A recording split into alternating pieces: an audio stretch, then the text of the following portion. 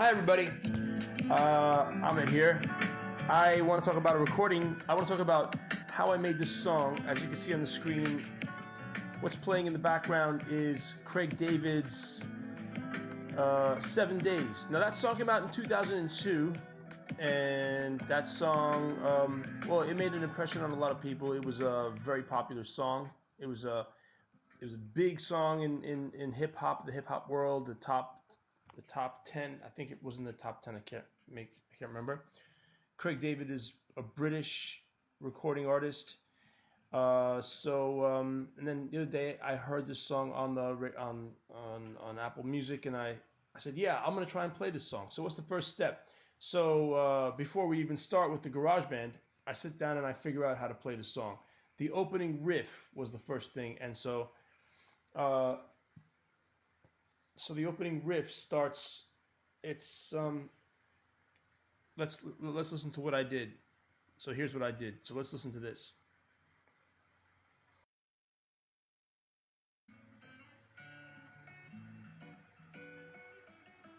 I lay this track down, and it just repeats the entire song. It doesn't.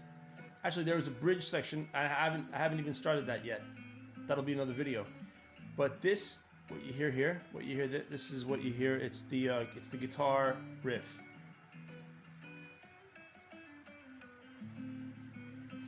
I played it over and over again. I could have looped it. I thought, why? Why not? Why not just have some fun and play the actual riff?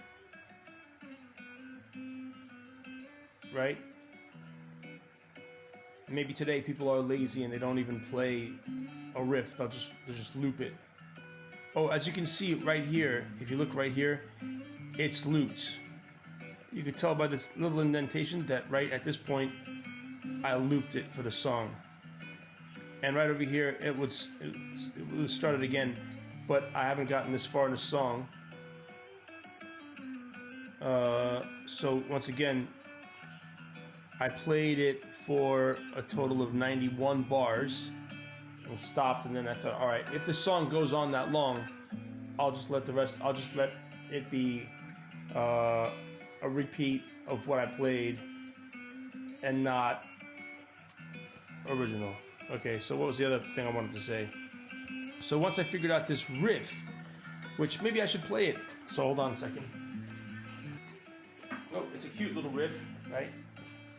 And it's just, if you look at it. So I press spacebar to stop. And by the way, how did I get only this to play? You press the if you have to have all the headphone symbols unpressed, and then you click on that, it'll immediately give you an isolated single track. So it's.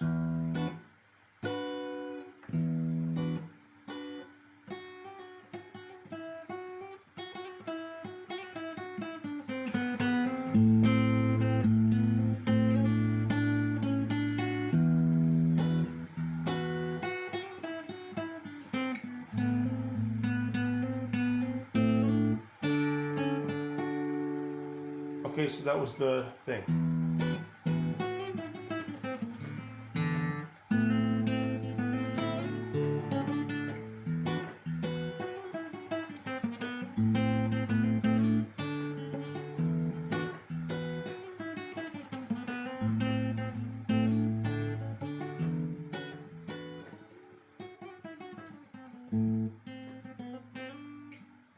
And maybe you don't see the other hand, so maybe look at that too. So.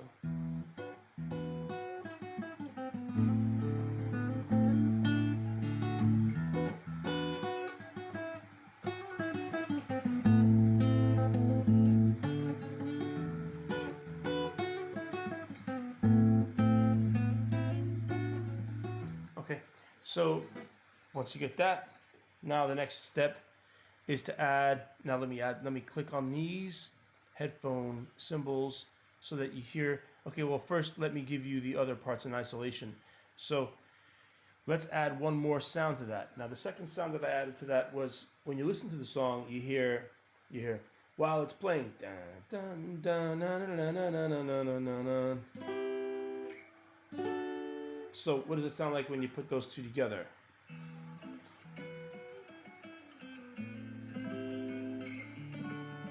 Yeah.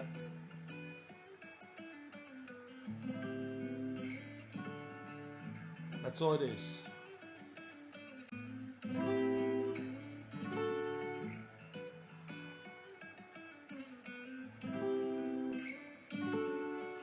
And it just goes on the entire song, well, until the bridge, except for the bridge. Now, the next part, so listening to it on headphones, I realized that there's something which happens where the sound goes back and forth. It pans from right to left, and then back and forth it goes the entire song. So let me play that for you in isolation. I'm clicking on the headphone symbols, the icons, to make it only these two tracks. Listen. You know, you should hear it coming from the right and then from the left. This top one is the right side. This next one is the left side. I don't know how else to do it. There's no like pan button. Okay, and here's another thing that I did. I'll explain that later.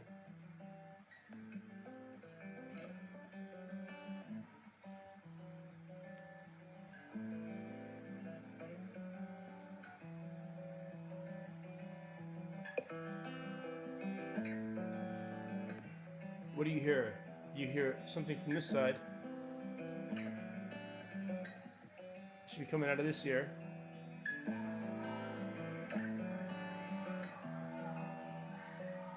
So why did I do it? Why did I split it into pan right and pan left? Because that's what the song does. So I thought maybe that has a grip. That might have an effect on you. It's coming out of this side.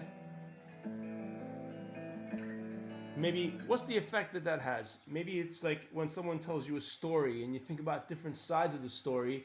So, you know, it's a story about a guy telling, it's like, if you watch the video on Bilibili, you'll notice that that Craig David is in the barber shop telling the barber about how he met this girl, okay? So this song is a story about a guy that meets a girl and what happens on the 7 days of the week, right? Some pretty nice things, apparently. And so in the song, you have this track, or I made it 2 tracks, because GarageBand doesn't have a way of twisting the knob. You know, if I could do it that way, if you could set something up where it automatically pans right, then it pans left. Then I could just have pressed copy. I could have just pressed loop, and done it once, you know, one here and one here. Just, you see these 2 here, and then after I've done these first 2, just copy and paste it down the whole thing. But it's fun to play the guitar, so why not? So I did it this way. So what I do here, if you look at this one, look at this track. See this track here? This top one? Notice how it's panned all the way. This knob is turned all the way to the right. The green indicates that the knob has been turned right. The green here indicates that the knob has been turned all the way to the left. So one track comes out on the right side. If I made it a little bit less, like if I twisted that knob a little bit towards the left on top here, then it would have been like a little bit on this side, but mostly on this side. And then the other one, I could have done the same thing, made it mostly on this side, but a little sound coming out of this side too. So what's the beauty of this? This is art. This is music. The guy in the studio says, "Hey, you know what we're gonna do, Craig David? We're gonna smoothly play. Well, it'll play out of this ear. It'll play out of that ear." So the first part was. Let's take a look at what we played there. What did I guess? I guess it was this.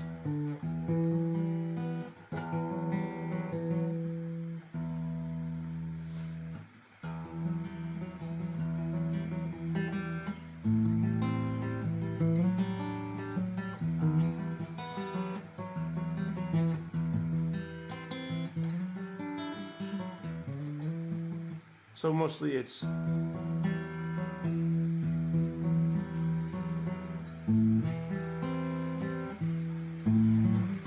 So it's slide. Okay, so the first part, the right hand side part is those 4 strings, and then on the right side I play.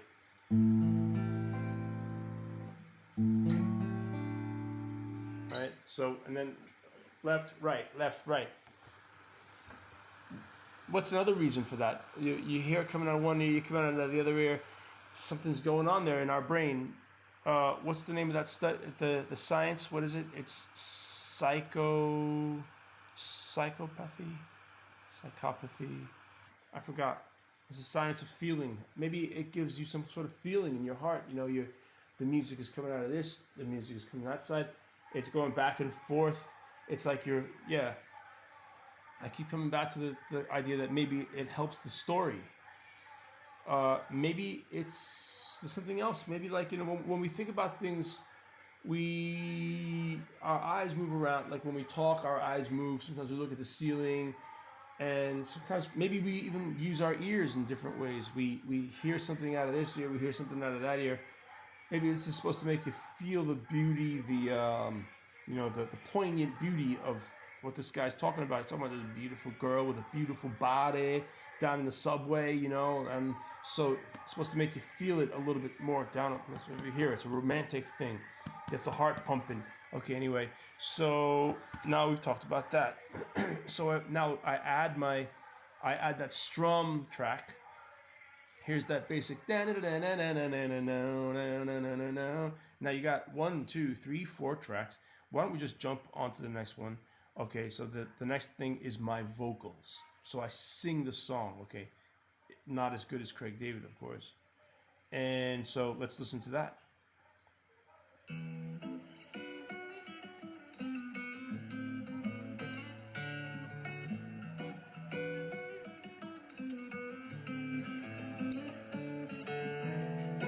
On my way to see my friends who lived a couple blocks away from me.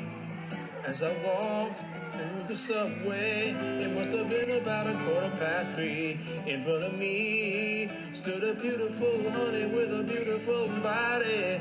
She asked me for my time, said it cost her a name, a 6-digit number, and a date with me tomorrow at 9. No.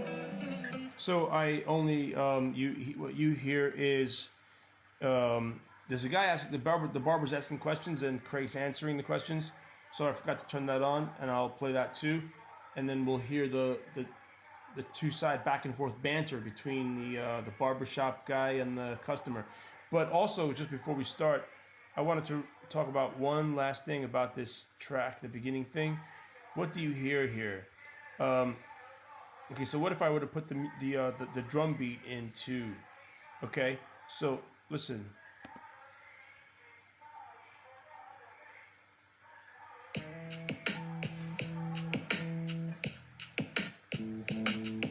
Hear that?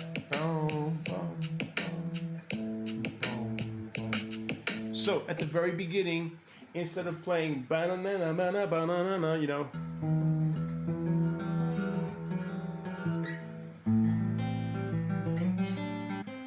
instead of doing that, I'm going. What I do is I record my playing over the music that I hear in my headphones while it's playing on this, you know, whatever I recorded before. I'm playing it in my headphones, and then I'm recording the next part, the next layer, using the guitar maybe, onto this same program. So each of these lines are done differently at different points. And how do I keep them all in time? One, by listening to the stuff on headphones. And the exact same thing is playing in my headphones, but you can't. It's not being recorded. The new part is being recorded. That's because if I play it, if the recording mechanism hears what was played before and what I'm playing now, if I let it all play out without headphones, the result will be that it'll record itself again and over record and then record over and record. The result will be like the same sound recorded 10 times. It'll sound horrible. You have to isolate the different sounds. Otherwise, imagine recording a train wreck or a car crash and doubling and multiplying it 10 times. Imagine if you heard that 10 times over in your ear. What a loud, horrible sound it would be, right? So anyway, and the reason why I do this is because I go boom, boom, because what I'm doing is when I record it, how can I explain this? I'm not using the same program here. I use my phone. I record my new part using this. Why? Because yes, I can use the headphones. The headphones have a built-in microphone to catch the new sound, and meanwhile play the old sound into my ear. So the microphone is catching the new sound in isolation without any other sound. That's why you see musicians when they're in their recording studio, you see them with headphones on, sitting in a booth. What are they doing in that booth? The booth is a sound isolation booth. It keeps all the outside sounds out. I don't have that. You can hear that when you listen to me play. Anyway, it's a different story. And what I do is, so I'm recording that other extra sound, and I'm doing it like this because later on, what I'm going to do is I'm going to come in and I'm going to take that piece of recording. Remember, this was all one piece. I chopped it. But when I drop it into this program, if I drop it in at the wrong point, it'll be off. You have to have everything in synced up so that the beat, all the playing I do follows the same beat. When I'm doing something, I want that, that sound, that I want that to come in at the exact right time in the song. Otherwise, it'll sound horrible, right? So kind of drag it around and drop it at the right place. One way you can do that is visually. You see that there's I played something here, and it's a visual representation of that, the sound wave. I want to match the sound waves up, but that's not really easy to do, because you might be matching it up to the wrong wave, because there are a whole bunch of bumps there. Which one is the right one? So I do that so that I know that in the beginning of the song I'm just following the beat and going, and then by ear, by listening, when I drop that track into the thing, I'm hearing then I want to hear boom. So I want to hear boom. And I say, all is well. I have placed my new track correctly. But if I'm like, if I press play and then I listen and I hear something like that, whoa, that beat's not falling on the downbeat of the first beat of the 4/4 measure. That's wrong. So it has to sound like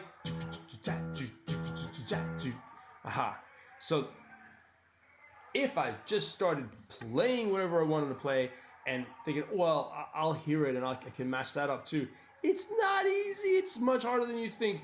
Two complicated, syncopated rhythms playing that are not matched up. It's like a cacophony to the ear. You hear like, you're like, whoa, should I move it this way or should I move it that way? How can I match it up to make it nice and syncopated? So I found by experience that okay, and now let me explain why I did it this way. Why do I record it on here? Why can't I just use this program? If I just use this program, I don't have to do any of that.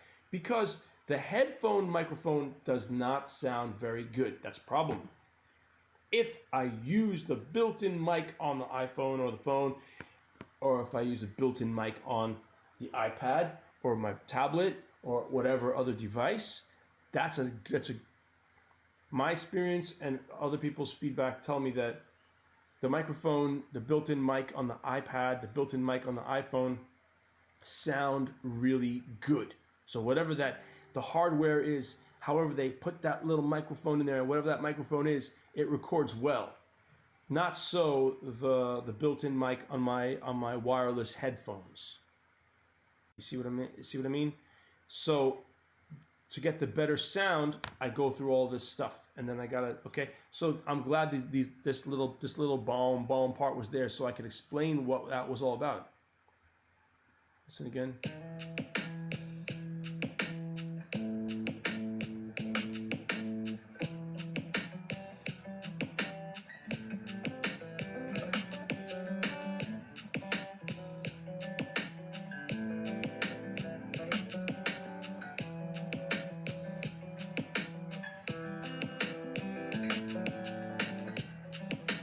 And also, by doing this, I have introduced to you the beat, the hip hop drum machine. Or why don't I just play my own drum beat on the on-screen drum instrument on the iPhone? Why not? Because those sounds are perfect. The way that they have like a prepackaged thing. Yes, and it also plays the beat for you, so I don't have to sit there and figure out how exactly I'm going to play. Well, while I'm talking about that, I wish they did have some like prepackaged cool drum sounds. Actually, it seems like there are very few. On the Yamaha keyboard, there are much more. There are a lot more different prepackaged sampled sounds. Listen to this now. In the original song, you have like this like little thing. It's like, to me, it's a very 90s thing to have that. A lot of hip hop top 40 stuff, you'll notice that they have this. Okay, I'm trying to get at this little thing here, but it's not letting me. Okay, I'll do it like that. Okay, here we go. So now let me turn that on too, okay? Just give it a listen too. So this is what I heard in the song, and this is what I tried to have on my song.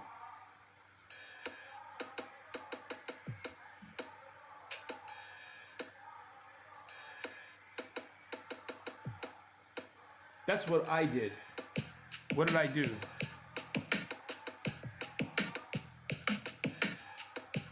But that sound that I did there is like a little bit of icing on the cake. It's like some spice added to the song. I was supposed to sound like, you know, and some simple syncopated little beat on, like, it sounds like finger cymbals to me, okay? But it's cool. I wanted to have that little bit of icing on the cake, a little bit of sprinkled spice into my song, just a little bit. So what you notice what I did was I just played something on the on-screen instrument on the iPad.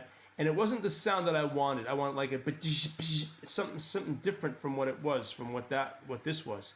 And it maybe also what the program did was it forced it into a simpler beat, because there is something like that. We'll talk about that later. It's called automation. Oh no, it's called quantization. It's where whatever you played, if you played off, if one note is out of beat, what this quantization does is it snaps everything to a beat, so you can't be off beat. That backfires sometimes, and there are reasons why it's not good, but I'll talk about it later. But so I'm just trying to show you the little spice, the little bit of extra stuff that I tried to add in there. So what do we have so far? Let's play it all back together. So I want to activate everything, all the vocals, okay? And that includes like there's like a call and answer part where the barber's asking questions. I'm activating that. And also some harmonies. So like if I'm singing la la la la la la la la la la, I add the la la la la la la la. So when you play it all back together, it should sound full and beautiful and whatever. Okay, so far, and then and one more thing I want to do is I want to activate the. Okay, before I do any of that, why don't I play for you the bass line? So the bass line. So at first I didn't even notice any bass line. I was like, is there even a bass line? A good song will have you believing that there is no bass line. It's all so deep in the mix, and it's all so it's in there, it's implied, it's, you know, it's a smidgen, a touch, just a hint. A good painter uses a hint of red or cerulean. A good cook he doesn't go crazy. He doesn't go crazy with the salt. A touch, you get a hint of some woodsy, something good in there. Puts a little bit of cheese. The consistency is perfect. You don't know what's in that food, but you lick your plate clean. Same with the music. You don't know what's in your plate there, your musical plate, but when you got the headphones on, you're feeling it. You don't even know that it's a bass line, but you're hearing it. So let's hear. So when I listened again, I said, oh, there is a bass line. So it was simple. I might have gone overboard with it, but let's listen to it. It starts out simple. It's simple. It's a simple bass line. No crazy slap. No like up and down the neck or anything like that.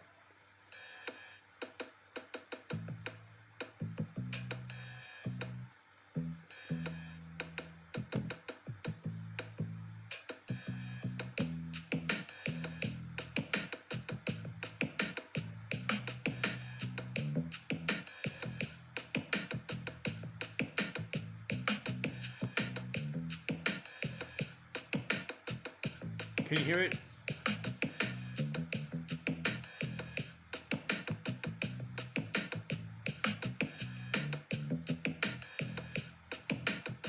So I'm taking away the beat.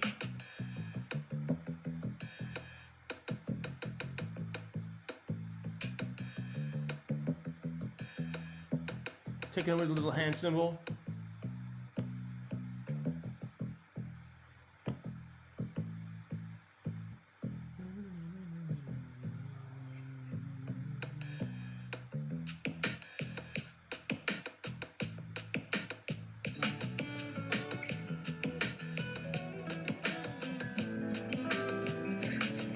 It cost her a name, a sensitive number, and a date with me tomorrow at 9. Did she decline? No. Didn't she mind? I don't think so. Was it for real? But damn sure. What was the deal? A pretty girl, age 24. So what was she keen? She couldn't wait. Cinnamon queen, let me update. What did she say? She said she loved to rendezvous. She asked me what we gonna do, so we started a bottle of Moet for 2. Monday.